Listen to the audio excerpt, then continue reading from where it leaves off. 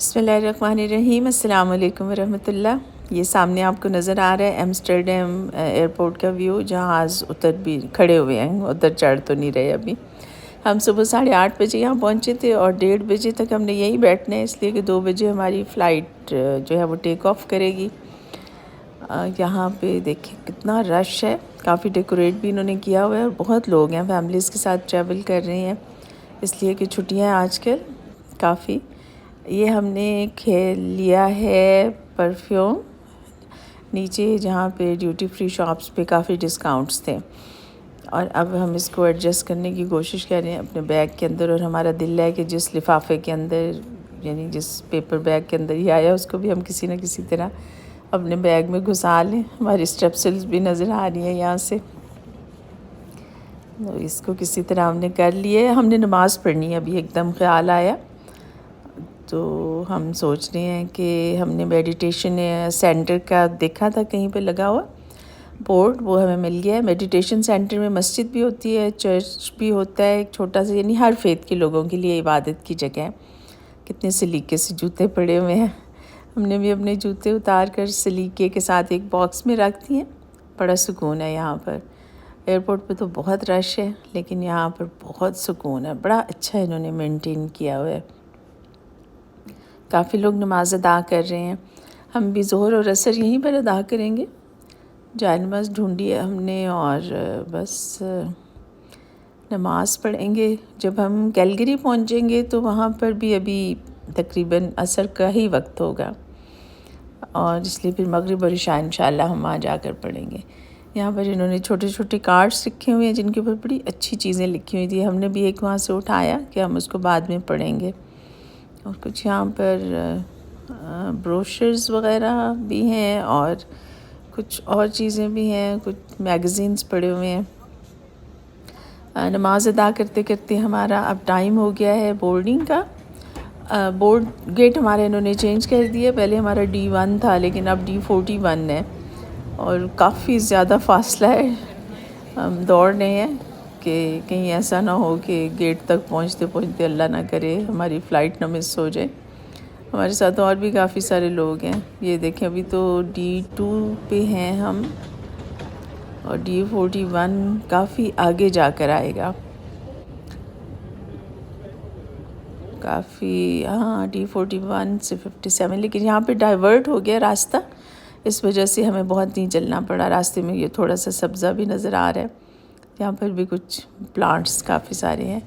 Happy travel start at a clean airport, बिल्कुल सच्ची बात है।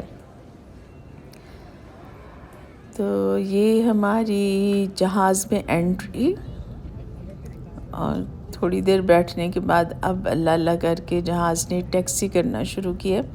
हम जब आए थे तो घुप अंधेरा था एम्स्टर्डम में, तकरीबन 8:30 बजे थे उस वक्त सुबह के। उसके बाद थोड़ी सी धूप निकली और अब काफ़ी गहरे बादल हैं, घने बादल हैं, और थोड़ी देर में अभी शाम हो जाएगी। इतना सा दिन है, अभी 2 बजे हैं, 2 बज के कुछ मिनट हुए हैं, और सारी धूप गायब। एनीवे, हम अल्लाह का शुक्र है कि ऐसे मुल्कों में रहते हैं जहाँ पर सूरज पूरा दिन चमकता है और पूरी रोशनी के साथ। बड़ा मज़ा आता है, इसलिए कि मुसलसल अंधेरे में रहना और इस तरह के मौसम को बर्दाश्त करना काफ़ी मुश्किल काम है, बड़ी हिम्मत का काम है, बहुत हौसला चाहिए उसके लिए। जहाज़ अब बस हमने सोचा आपको कुछ व्यू दिखाएं, अगर शहर का कुछ यहाँ से नज़र आए, लेकिन ये तो एयरपोर्ट के आसपास की जगह हैं, पार्किंग है, और साथ जो सड़कें गुजर रही हैं वो है। मेरा ख्याल है जहाज़ से शहर का व्यू नहीं नज़र आ सकेगा, इसलिए कि नीचे बादल भी हैं। अभी थोड़ी देर में ये बादलों से ऊपर चला जाएगा। ये देखिए, आपको थोड़े थोड़े बादल स्क्रीन पर नज़र भी आ रहे होंगे। बहुत बड़ा जहाज़ नहीं है, लेकिन पूरा भरा हुआ है। कैलगरी जाने वाले बहुत ज़्यादा मुसाफिर तो नहीं है, इसलिए कि कैलगरी कोई बहुत हैवीली पॉपुलेटेड शहर नहीं है, लेकिन फिर भी काफ़ी है, और पूरा कोई सीट खाली नहीं है। इतना कंफर्टेबल नहीं है, इसलिए कि ये हमारी काफ़ी लंबी फ़्लाइट है, 9 घंटे से भी ऊपर की फ़्लाइट है। नीचे देखिए कितना खूबसूरत लगता है, जैसे बादलों का कालीन बिछा हुआ है पूरी तरह से। और दिन तो अब डूबेगा ही नहीं, इसलिए कि हम जिस तरफ जा रहे हैं सूरज भी हमारे साथ साथ जा रहा है, या हम सूरज के साथ साथ जा रहे हैं।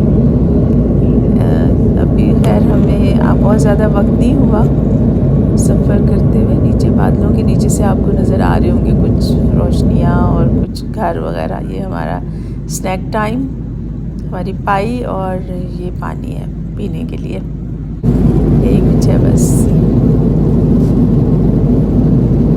मज़ा आ रहा है। थोड़ा अब लगा है कि थोड़ा जैसे मगरिब के बाद का वक्त, मगरिब से पहले का वक्त होता है, यानी इशा का थोड़ा लेट अगर हो, असर थोड़ी लेट हो जाए तो यहाँ पर थोड़ा हमें ये नज़र आ रहा है इस तरह का उफ़क़ का मंज़र। नीचे जो है वो बर्फ़ है और बीच में पानी। पहले हम इनको समझ रहे थे ये बादल हैं, लेकिन लगता है कि हम कहीं कैलगरी के आसपास पहुँचने वाले हैं, इसलिए कि काफ़ी ज़्यादा बर्फ़ नीचे नज़र आ रही है। वैसे जहाज़ इस वक्त 12,000 मीटर की बुलंदी पर है, यानी 12 किलोमीटर फासला है ज़मीन से। अगर ऊंचाई नापी जाए तो जहाज़ 12 किलोमीटर ऊंचा उड़ रहा है, काफ़ी ज़्यादा ऊंचाई है, इसलिए रास्ते में हमें और कुछ नज़र नहीं आया। काफ़ी अब ये है, नीचे पानी है और बर्फ़ है बीच में। इसका मतलब ये है कि हम कैलगरी के पुरजवार में बस पहुंचने ही वाले हैं। और अब देखें, बीच में थोड़ा सा लगा था शाम का सा मंज़र, लेकिन अब फिर ऐसे ही लग रहा है कि जैसे बिल्कुल रोशन दिन हो। इसका मतलब है हम कैलगरी के आसपास हैं। उम्मीद है ये हमारा सफ़र और इसकी वीडियो आपको अच्छी लगी होगी। फिर मिलते हैं जब कैलगरी पहुंचते हैं, फिर आपसे मुलाकात होगी। फ़ी अमान अल्लाह, अल्लाह हाफ़िज़।